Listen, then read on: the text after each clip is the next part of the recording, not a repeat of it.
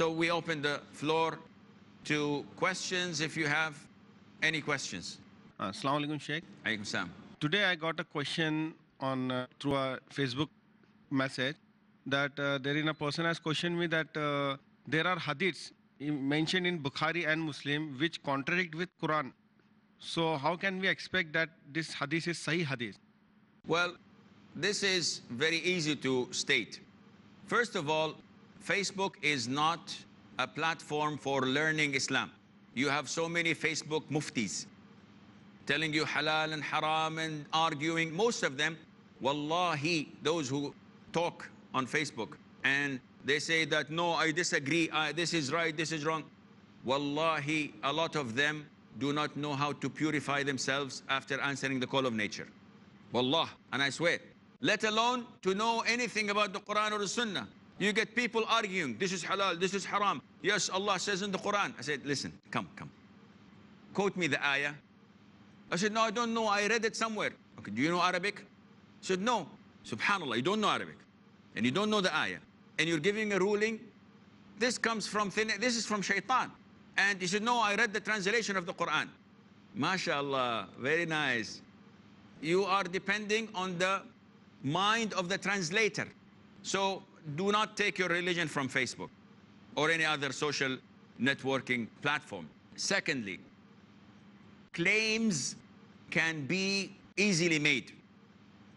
So I can just sit there and say, yes, some of the companions did not know how to pray. Some of the companions were this and that. Okay, prove it. Nobody proves it. They say things without proof. So when someone says it goes against the Quran, Ta'al, come. Did you read the whole Quran? I said, no.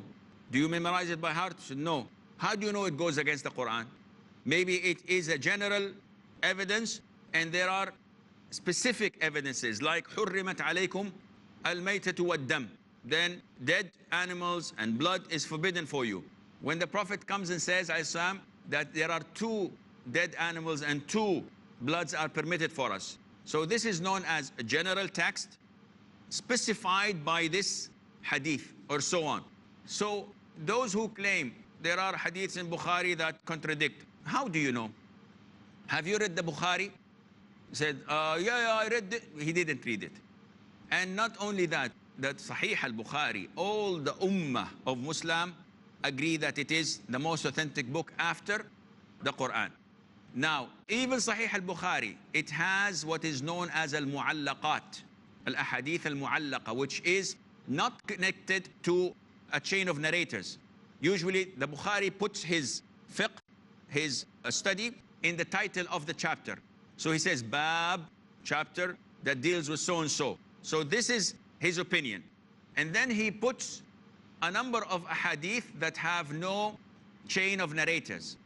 He says, and the Prophet said, or Ibn Umar said, and these are known as mu'allaqat. They're not considered to be from the Sahih, meaning that he did not guarantee its authenticity.